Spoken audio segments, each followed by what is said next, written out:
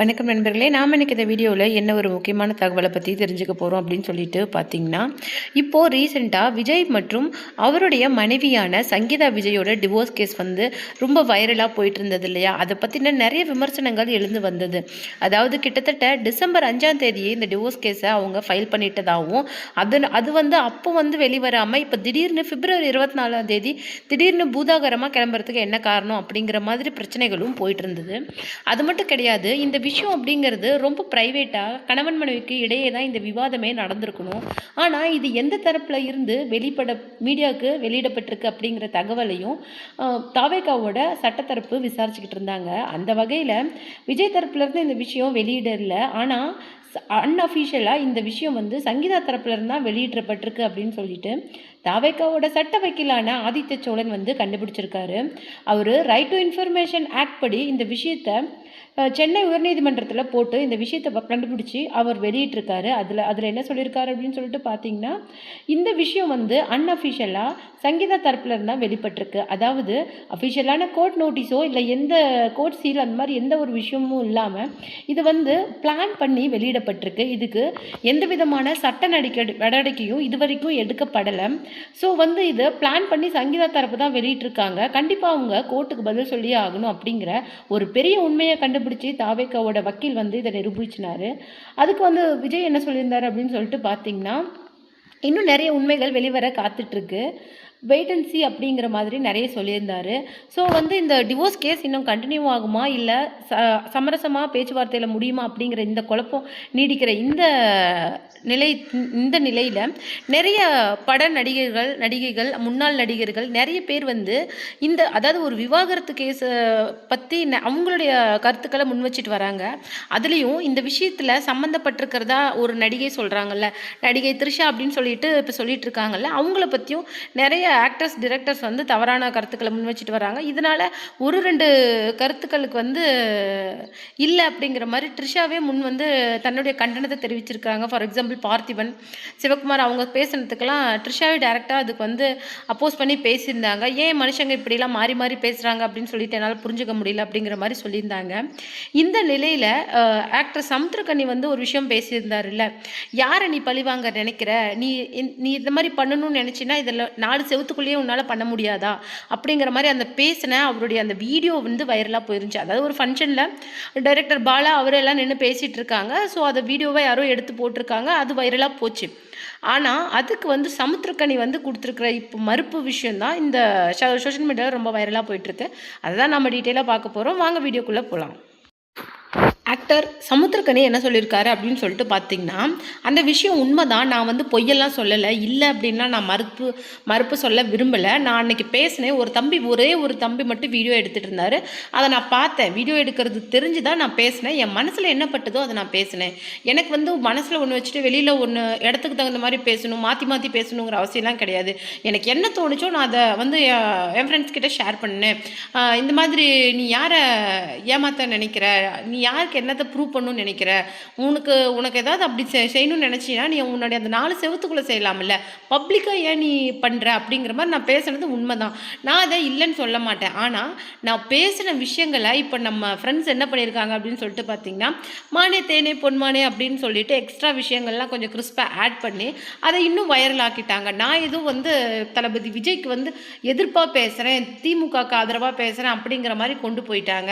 ஆனால் உண்மை சொல்லணும்னா அதுக்கும் எனக்கும் எந்த சம்மந்தமும் கிடையாது. நான் வந்து அன்றைக்கி பேசுகிறது இது பொதுவழியில் இப்படி பண்ணுறது நல்லா இல்லை அப்படிங்கிற மாதிரி என்னுடைய தனிப்பட்ட கருத்தை மட்டும் தான் நான் ஷேர் பண்ணினேன்.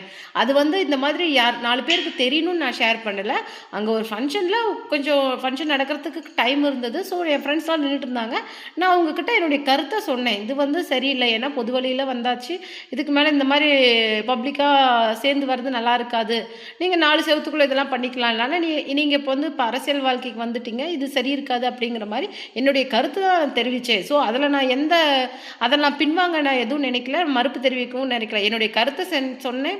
அதுக்கு ஒரு தம்பி வீடியோ எடுத்துகிட்டு இருந்தால் நான் பார்த்துக்கிட்டு தான் இருந்தேன், நான் பார்த்துக்கிட்டு தான் பேசினேன். எனக்கு எந்த பயமும் கிடையாது.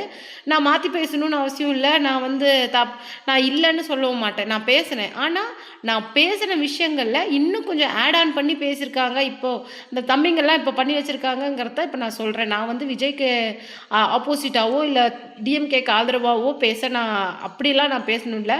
ஒரு கட்சிக்கிட்ட பணம் வாங்கிக்கிட்டு அவங்களுக்கு ஆதரவாகவும் இன்னொருத்தருக்கு எதிர்ப்பாகவும் பேசணும் அப்படிங்கிற கீழ்த்தரமான எண்ணம் வந்து எனக்கு கிடையாது. நான் எப்போவுமே என் மனசில் என்ன பட்டுதோ நான் அதை தான் பண்ணுவேன். நான் என்னுடைய சினிமா வாழ்க்கையும் சரி, அதுக்கு முன்னாடியுமே சரி, என்கிட்ட பணம் இருந்தப்பையும் சரி, இல்லாதப்பையும் சரி, எனக்கு என்ன தோணுதோ நான் அதை மட்டும்தான் ஸ்டார்டிங்லேருந்தே பண்ணிகிட்ருக்கிறேன்.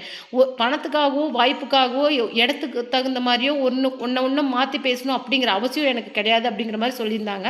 தளபதி விஜய் வந்து எனக்கு பிடிக்கும். அவர் மேலே இருக்கிற அந்த இப்போ ஒரு நார்மலாக ஒரு ஃபேனுக்கு அவர் மேலே என்ன ஒரு அங்கலாப்பு இருக்குமோ அதை தான் நான் சொன்னேனே தவிர, எனக்கு வந்து அவர் மேலே தனிப்பட்ட கோபம் அப்படி இப்படிலாம் எதுவுமே கிடையாது.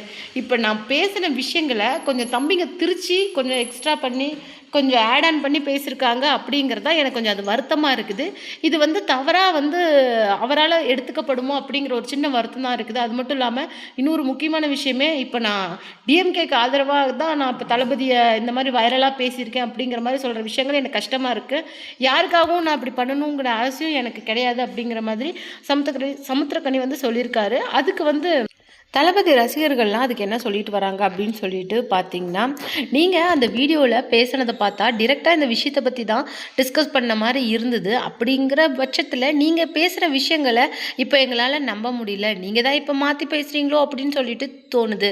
அதாவது மற்ற ஆட்கள் மாதிரி நீங்கள் நிலைமைக்கு தகுந்த மாதிரி பேச மாட்டீங்க அப்படின்னாலும், இந்த விஷயத்தை பற்றின உங்களுடைய பார்வை அப்படிங்கிறது ரொம்ப தப்பாகவே தான் இருக்குது. நாங்களும் தளபதி ரசிகர்கள் தான். ஆனால் சங்கீதா மேமோட டிவோர்ஸ் வந்த சரி, த்ரிஷா கூட தளபதி விஜயை சேர்த்து வச்சு பேசும்போதும் சரி, நாங்கள் எந்த விதமான கோவமும் படலை. ஏன்னா எங்களுக்கு தெரியும் தளபதி எவ்வளவு ஜென்டிலான பர்சன் அப்படின்னு சொல்லிட்டு. கிட்டத்தட்ட அவர் 30 வருஷமாக இந்த இண்டஸ்ட்ரியில் இருக்கிறாரு. எங்களுக்கு அவரை பற்றி தெரிஞ்சதை விட வேறு யாருக்கு அவரை பற்றி தெரிய போகுது? நாங்கள் கோவமே படலையே. அவருடைய டிவோர்ஸ் அப்படிங்கிறது அவருடைய தனிப்பட்ட விஷயம் அப்படின்னு சொல்லிட்டோம். அது வந்து அவருடைய இந்த அரசியல் வாழ்க்கைக்கு எந்த விதமான பயனையும் கொடுக்காது அப்படின்னு சொல்லிட்டு எங்களுக்கு நல்லாவே தெரியும். அப்படிங்கிற பட்சத்தில் எங்களுக்கு கோவம் வராதுல்ல. நீங்களே தளபதி மேலே எனக்கு எப்போவுமே நல்ல மரியாதை இருக்குது அப்படின்னு சொல்லிட்டு யாரை பழிவாங்கிற நினைக்கிற அப்படி இப்படிலாம் ஒரு பொதுவெளியில் நீங்கள் பேசுகிறது பார்த்தா ரொம்பவும் தப்பாக இருக்குது. உங்களுடைய கருத்து உங்களுடையதாகவே இருந்தாலும் ஒருத்தர் வீடியோ எடுக்கிறாங்க அப்படிங்கிறது தெரிஞ்சுமே நீங்கள் அப்படி பண்ணினது ரொம்பவும் அசிங்கமாக இருக்குது. அது மட்டும் இல்லாமல் நீங்கள் ஒரு நடிகர் மட்டும் கிடையாது, நீங்கள் ஒரு டிரெக்டர். அது மட்டும் இல்லாமல் உங்களுக்கு வந்து சமூகத்தில் நல்ல மதிப்பு இருக்குது. நீங்களே தளபதியை பற்றின இப்படி ஒரு தப்பான கருத்தை சோஷியல் மீடியாவில் பரப்புறதுங்கிறது பார்க்கறதுக்கே ரொம்பவும் கேவலமாக இருக்குது அப்படின்னு சொல்லிட்டு சமுத்திரக்கனியை எல்லாருமே இப்போது காரி துப்பிட்டு வராங்க. அது மட்டும் இல்லாமல் அவருடைய இந்த விஷயங்கள் கொஞ்சம் கூட நாகரிகமானது இல்லை அப்படிங்கிற மாதிரியும் சொல்லியிருக்கிறாங்க. இதை பற்றி நீங்கள் என்ன நினைக்கிறீங்க அப்படிங்கிற உங்களுடைய கருத்துக்களை மறக்காமல் நம்ம கமெண்ட் பாக்ஸ் கொடுத்துருங்க. அது மட்டும் இல்லாமல் 2026 இந்த எலெக்ஷனில் உங்களுடைய ஓட் யாருக்கு அப்படிங்கிற இதையும் மறக்காமல் நம்ம கமெண்ட் பாக்ஸில் சொல்லுங்கள்.